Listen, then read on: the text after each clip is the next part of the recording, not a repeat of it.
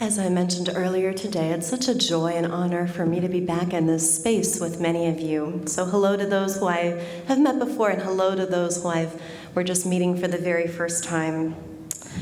We also might have been together during some parts of the pandemic, as I've been a minister in this area and was combining efforts with your minister, Reverend Marcus, and other area ministers to shape some online worship experiences that brought together Unitarian Universalists from all over. So these pandemic times have been trying indeed.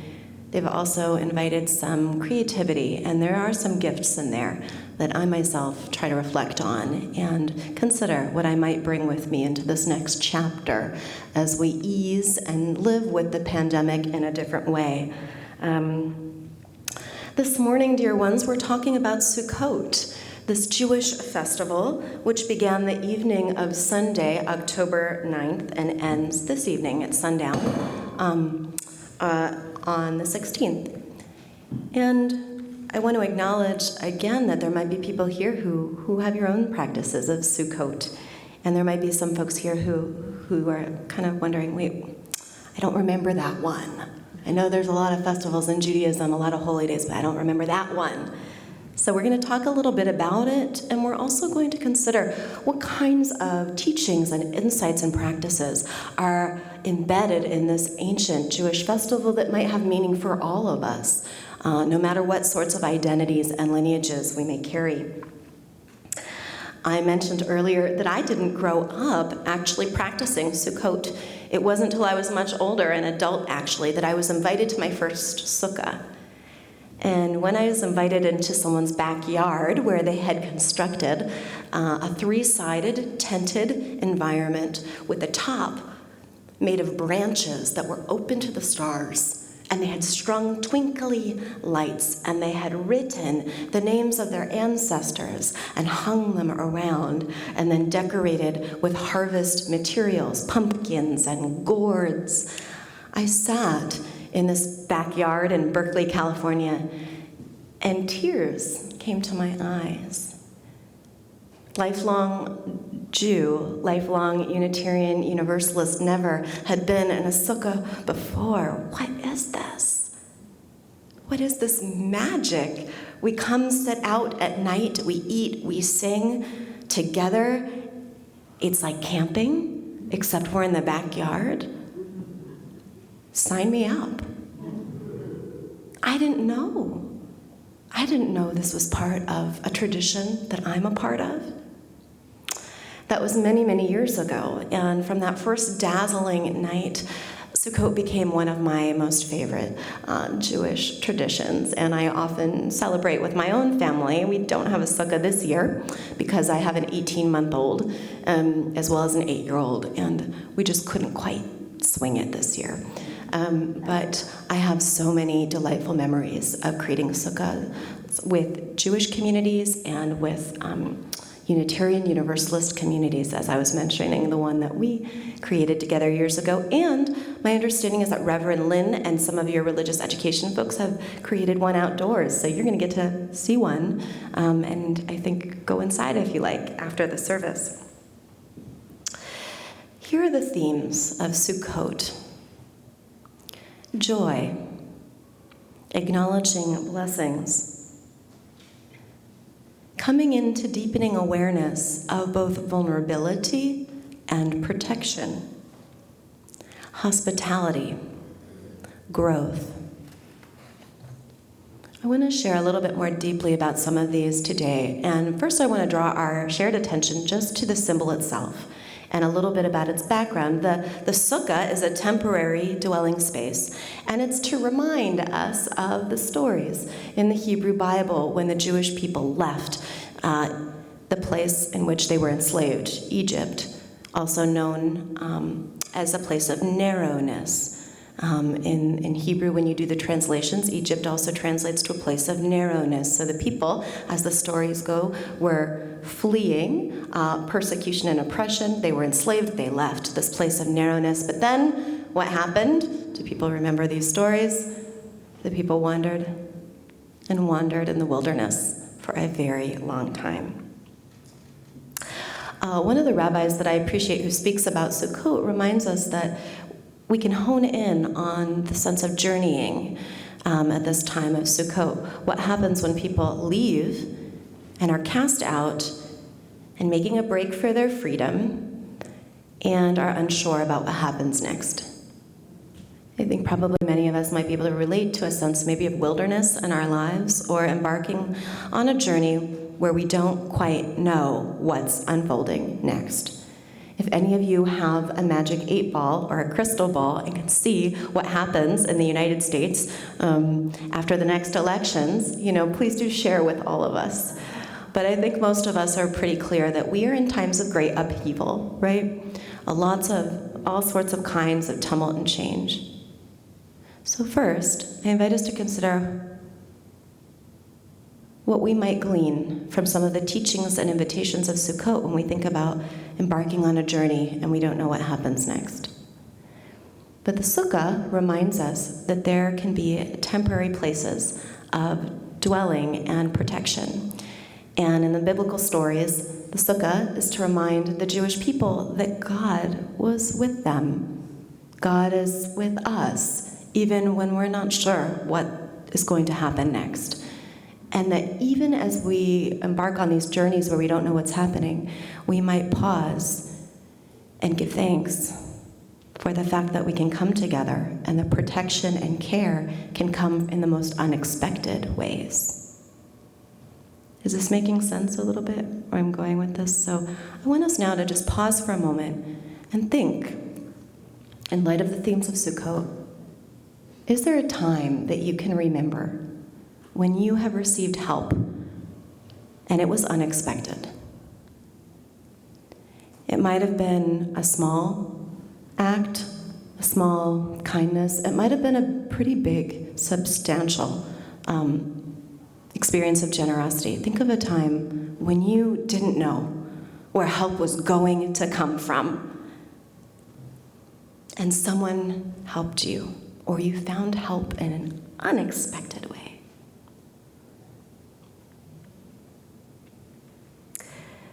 And let us make a space in our hearts to just say thank you.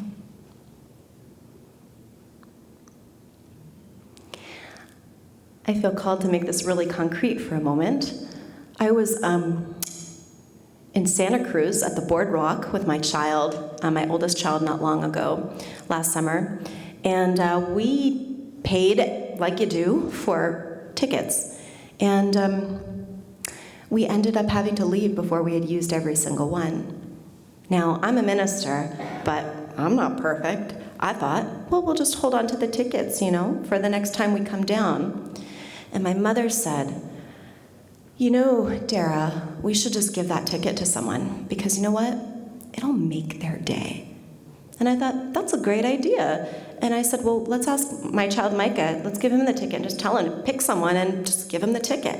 I gave it to Micah, and I could tell he was having the same calculation. He's like, well, I could keep this for next time, right? But I said, Lala, your grandma, had a great point. You're going to make someone's day. Wouldn't you love to just get a ticket for that ride from someone random, a stranger? And he smiled. And right then I knew that we were teaching about unexpected blessings, what it means to give and what it means to receive. And we gave the ticket to my son. He picked someone random. He walked right up to them, shy guy that he is, and said, we have an extra, this is for you. And you should have seen the person's face. Like, what's the catch? But my kid is pretty cute. I'm saying that not just because I'm his mom, maybe I am, but my son just said, it's for you, see you later, bye. And the person smiled so big and turned to his friends and said, I could see it with the body language, friends, it's a $5 ticket, right? But the joy that was shared there, right? And as we walked back and we talked about the day, the one thing my child kept lifting up is how we just gave that ticket away. The reason my mother, I talked to her later, the reason she thought about that is because someone a few weeks earlier had done something really kind and unexpected for her. And it put it in her mind, it doesn't have to be massive, it could be small. And she said, we want to do that again and again and again and again and again, over and over and over in our lives. What else are we doing here, friends? What else are we doing here? This is how I think we can also start to internalize some of the gifts of Sukkot and its teachings. This is a piece of writing I wanted to share with you. A Jewish writer and educator, Dinah Coopersmith, puts it this way.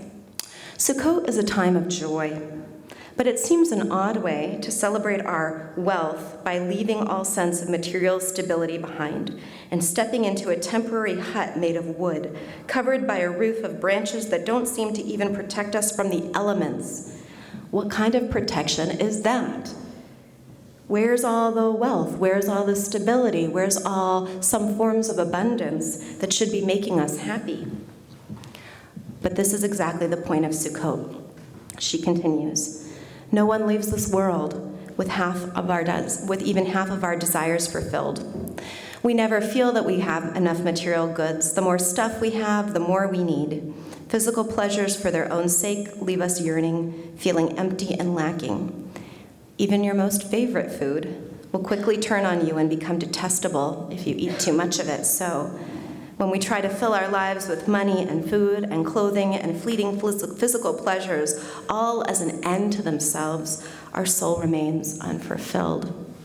Yearning for the real pleasures, let us remember spirituality, a connection to community, a connection to God or the sacred.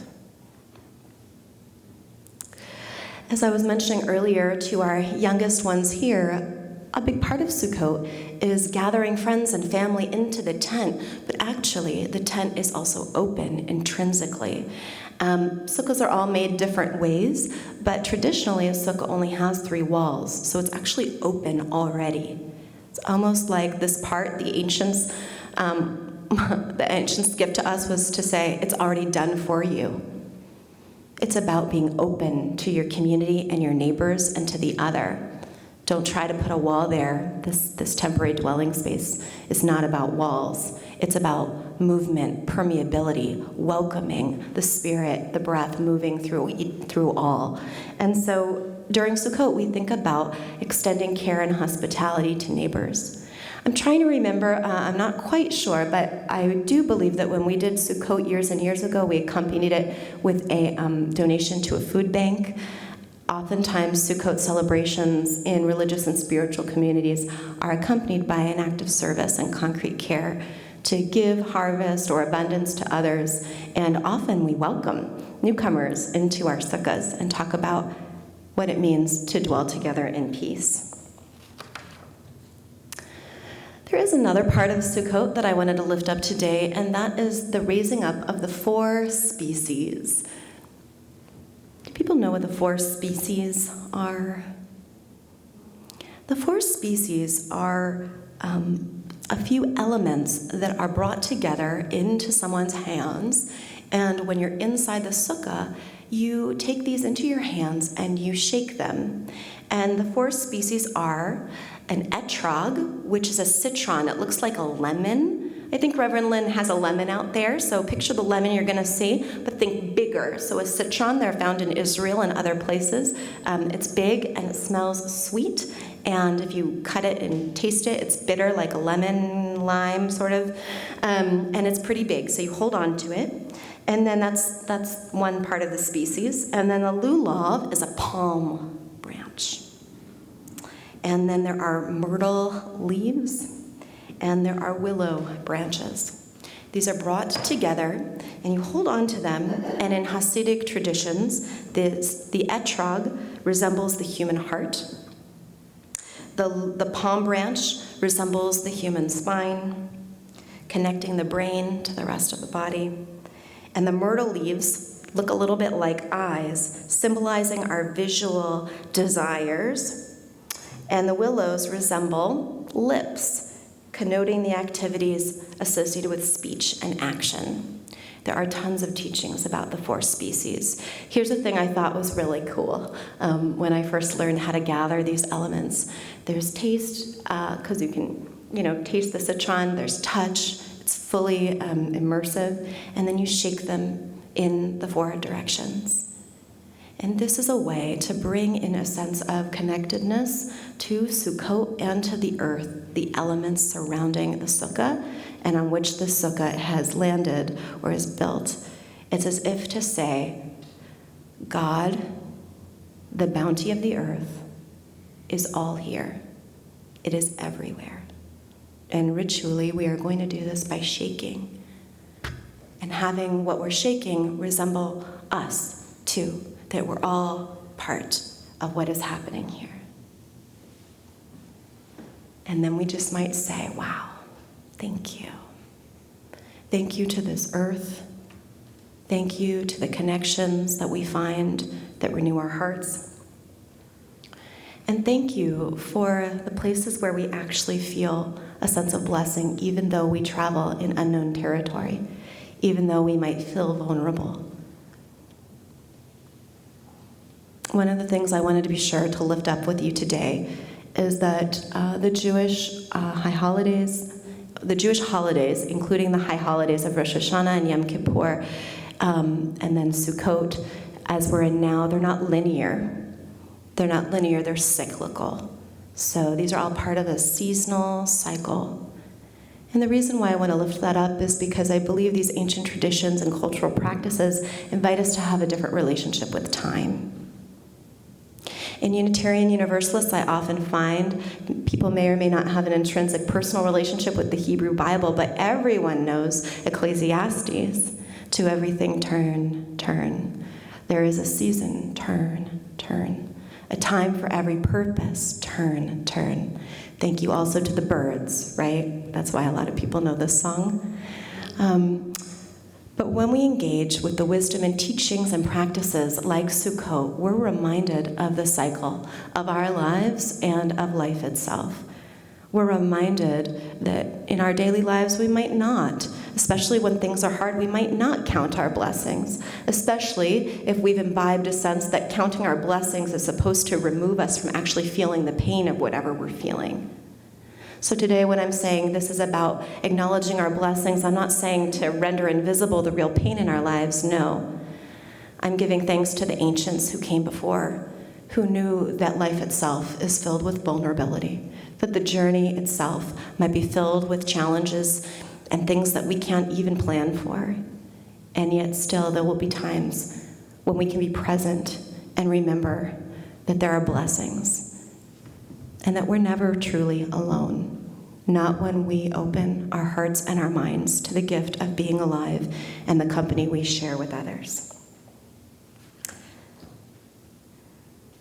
As I bring my conversation with you to conclusion this morning, I want to lift up this teaching. Only those who know the fragility of life itself can truly appreciate the full preciousness of every moment. And Sukkot says, yeah, you're vulnerable. We're all vulnerable. But that's not the end of the story. Let us be present to the ways in which we can create moments of protection and refuge for one another, and the way in which we can together create experiences in which we feel re-enlivened and a sense that there is goodness present. Think of my son and the ticket and the smile. In closing, I want to invite you into a meditative practice with me this morning. And this is inspired by mindfulness-based stress reduction and might be familiar to some of you. Jack Kornfield teaches this meditation, and it's one that's about gratitude. Let us be together a few moments now. I invite you to just find a way to bring a little more ease to just how you are. Feeling your back against your chair and your feet on the floor. You might close your eyes or bring your eyes to a soft, gentle gaze in the room.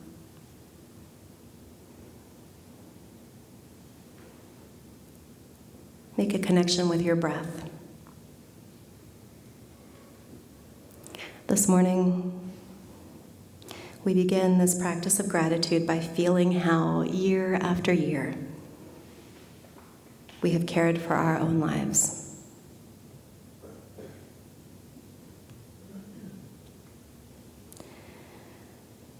I invite you to allow yourself to begin to acknowledge all that has supported you as you have cared for yourself in your life.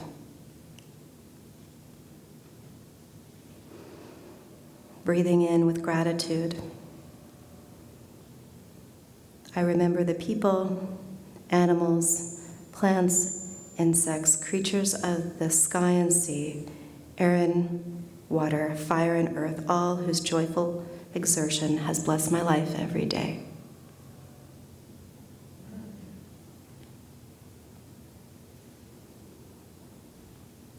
With gratitude, I remember the care and labor of 1,000 generations of elders and ancestors who have come before me.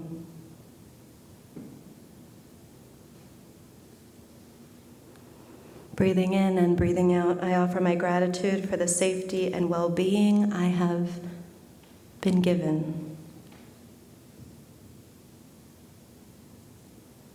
I offer gratitude for the friends, family, neighbors who have accompanied me. I offer gratitude for this community. Breathing in and breathing out, I offer gratitude for the teachings and lessons that have been woven into my life, whether they have felt like gifts at the time.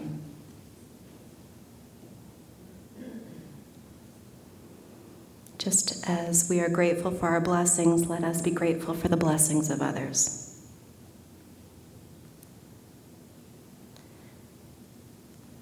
As we continue to breathe deeply, I invite you now to bring to mind someone who you care about, someone for whom it is easy for you to rejoice for. Really see if you can see them in your mind's eye. Picture them and feel the natural joy you have for their well-being, for their happiness and their fulfillment. With each breath, may you offer them your grateful, heartfelt wishes. May you be joyful. May your happiness increase. May you not be separated from love. May you feel the blessings abundant before you. And now, perhaps the hardest for some, I invite you to extend that sense of blessing to yourself.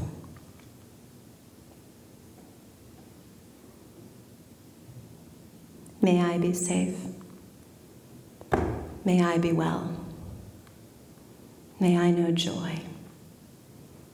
May I be free. Amen, dear ones. I invite you to come back from this time of meditation. I send with you tremendous care as you go forward in the journey of your living, and gratitude for the opportunity to talk about joy and Sukkot with you this morning.